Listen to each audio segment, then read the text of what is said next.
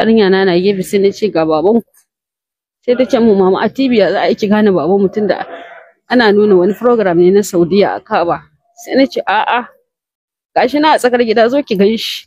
Sai ta fita da gudu. Sai ta gan shi. Sai ta tsaya sai ya gane ta sai ya ce mama na. Sai zo rike ta. Sai ya shigo ɗaki ya zauna.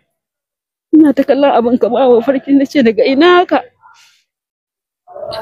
Na kwatanta maka inda muke.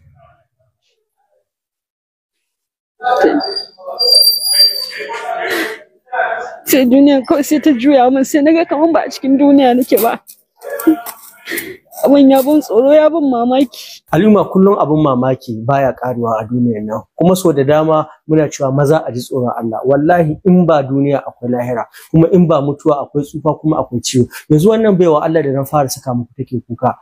‘Ya'yanta guda 3, shekara 23 sau 2 ta ga mijinta. Kuma sai yanzu da ya je kasashe kamar an ce ya je Ghana, ya je Saudiya, kuma kamar ya je wasu kasashe na Inyamurai ko na Yarbawa a Najeriya. To yanzu da aka tashi aka dawo mata da shi yana da ciwo sannan aka neme ta. Dan Allah dan Annabi wannan duniya ina zaki da mu. To yanzu mun zanta da wannan baiwa Allah. Yanzu babban ma makasudin muna so ƴan uwa dan Allah in akwai masu halin da za su taimaka mata saboda ma ƴaƴanta waɗanda ma ya bari tun wasu na rafe yanzu har sun shiga university. Za mu raba muku labarin zuwa 2 ko 3. Idan kuka je da labarin nake na san insha Allahu za ku tausaya.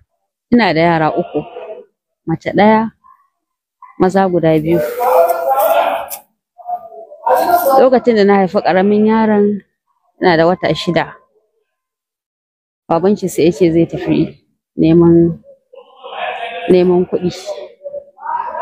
2003 lokacin yana hannuna zai wuce wata 6 ba. Bai fara rarrafe ba. Tun da ya tafi 2003 ya bani da yara 3, wanda zai tafi ba abin da ya ajiye saboda tafiyan ta zo mishi ne a haka. Ya ce mu in ya je ya yi settling insha Allahu zai mun sako wanda za mu sai kayan abinci ci gaba da kula da yara. Sai Allah ya sa ya tafi Saudiya. Ya kusan kaman kwashe wata 4 ba sako, amma dai yakan kira ni mu gaisa through lallai din makwabciyata za mu gaisa da kuma ban haƙuri ya ce in ƙara haƙuri bai settling ba tukunna. Har zuwa lokacin da ya settling sai fara mun sako zai turo ta Diamond Bank ɗan wuraren Kakuri.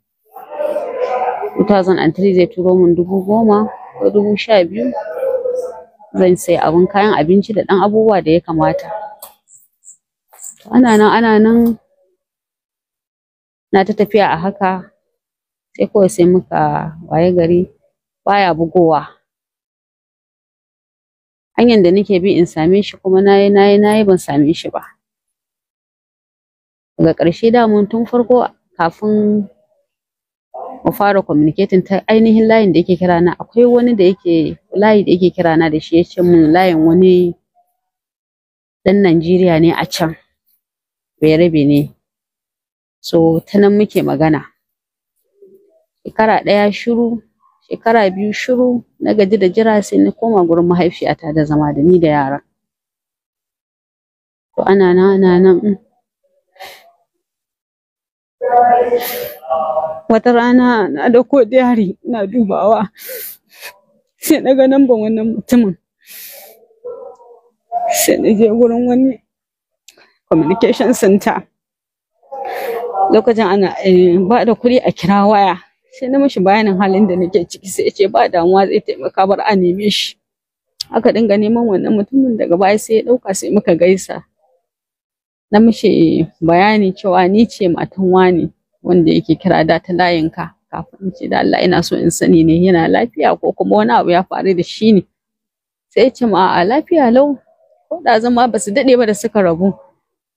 Sai ya kira matan shi ya ce ba wani ya zo ɗazuba nan gurin muka zauna. Na ce sai ta ce mai sai ta yabin matan muka gaisa ta ce in kwantar da hankali na ba abin da ya faru. Sai na ce to ai ni yanzu shekara wurin 2 da wani abu ba magana. Sai ce a'a lalle zai neme shi, zai kira shi, zai sa ya neme ni. ina da yara da shi, nace ina da yara 3. Ka tafi ya banni da yara. Sai ce to ba damuwa, in Allah ya yarda in yi haƙuri gobe da safe zai neme ni insha Allah. Sai nace to gari ya waye kuma aka yi haka. Sai ya kira sai ya ce in yi haƙuri, akwai abin da abubuwa sun faru, sai yasa ban ji shi ba. Nace sama da shekara 2 har na kwashe kayana daga inda ka bani na koma gurin mahaifiyata da zama. Yara ba sa karatu, abubuwa da yawa sun faru, rayuwata ta canja, wahala ta dame ni, na rasa inda zan sa rayuwata. Sai ce to in yi haƙuri ba damuwa insha Allah, kuma menene zai gyara, zai ci gaba da aiko sako, kuma insha Allah zan sa yara makaranta. Duk abin da na saida kayan ɗaki na insha Allah zai mai damu. Nace to ba komai. Haka aka ci gaba. Ya fara yin sako. Sai na je gidan babban wansu wanda shine waliyin shi, na gaya mishi na ji labarin shi har ya fara mana sako. Ce to haka yana da kyau. Kenan aka zo aka shekara 4. Tafiyan shi shekara 2. Bayan mun fara magana shekara 2, an haɗa shekara 4 kenan. Sai na ce kai ni fa na fara gajiya, ina kewa, ya kamata ka dawo, ga yara na ta tambaya na ina kake, ya kamata ka dawo. Sai ce insha Allah zai dawo. Ya dinga ɗiban lokaci bai dawo ba. An na zama na gaji, na koma baya sosai, saboda duk wani lamari na duniya da ake ciki, ni wani abu ke damu na daban. Sai na ga kaman in na kwanta in ga kaman bazan kai safiya ba. Sai na je na samu babana, lokacin yana da rai, Allah ya huta. Ya nace mishi baba,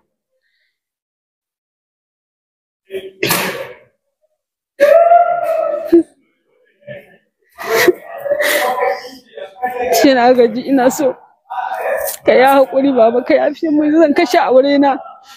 Sai babana ya hau ni da faɗa, yace in yi haƙuri mana, ai komai zai zo ya wuce insha Allah. Nace to ba damuwa. Haka aka ci gaba. Naji dai na gaji sosai, na riga auren ya fita min a rai. Na ƙara komawa, na ƙara neman izinin babana, sai ya kore ni ya ce in bar gidan, baya so ya ƙara jin wannan magana. Na ƙara dawowa, na shawarci mamana, ta ce min ita ma in yi haƙuri, ga yara muna da shi, ban san gobe ba abin da za su zama. In na yi haƙuri wata ran za mu ci riba insha Allah. Haka na haƙura. Shekara 2 nan ta ƙara wucewa. To masu bibiyan mu, wannan shine kashi na farko na wannan labarin. Idan kuka ci gaba da bibiyan mu insha Allah za ku ji yadda shekara 23 a ce kana da miji so 2 ka taba ganin shi. Wannan rayuwa ina zaki da mu. Muna godiya ta yadda kuke bibiyan mu.